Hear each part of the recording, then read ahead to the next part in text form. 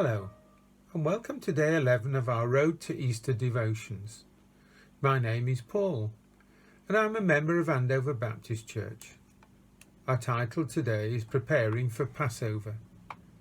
Now, I am sure that most of you have seen one of the Exodus films which go through the plagues of Egypt and end up with Pharaoh Ramesses saying, "Go," to Moses and the Israelites.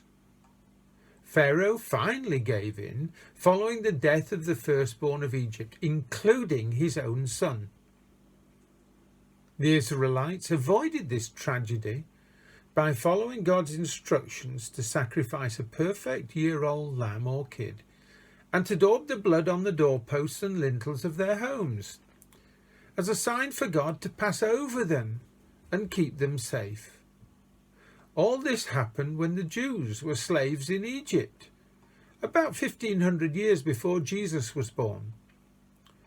So Passover became a Jewish religious festival to remember that God protected them when he passed over. They celebrate it as a memorial to God for saving them and bringing them out of slavery in Egypt. Every year on November the 11th at 11 a.m, we remember those who had their lives taken from them in war. There is no one alive who was personally there in the First World War, but we still teach our children to remember them.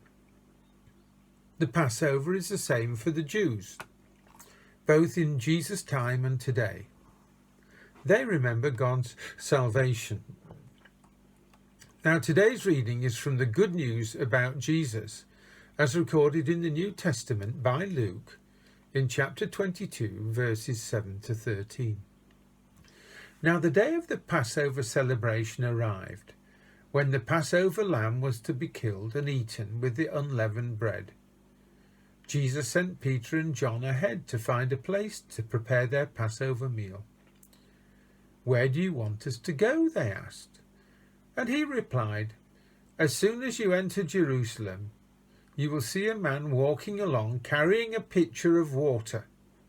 Follow him into the house he enters and say to the man who lives there, 'Our teacher says for you to show us the guest room where he can eat the Passover meal with his disciples.'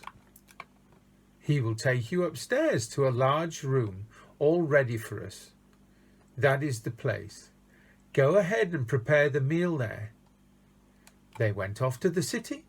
They found everything just as Jesus had said and prepared the Passover supper. Now Peter and John are sent to prepare the Passover meal. These guys are two Jews. They know what needs to be done. But where should they prepare the meal? That's the main question. Where are we going? Jesus tells them to look for a man carrying water and follow him into the house. This is unremarkable until we remember that fetching water was a job for women and children. A man fetching water is the most unusual happening in the society of that time. Having found and followed the man, they're shown the upper room where they made all the preparations for the meal and waited for Jesus and the rest of the disciples to arrive. The thing I find most amazing is that Jesus was so accurate in his directions. There were none of the modern communication devices, no phoning ahead and booking. But I do suspect that Jesus had planned ahead and that he was expected.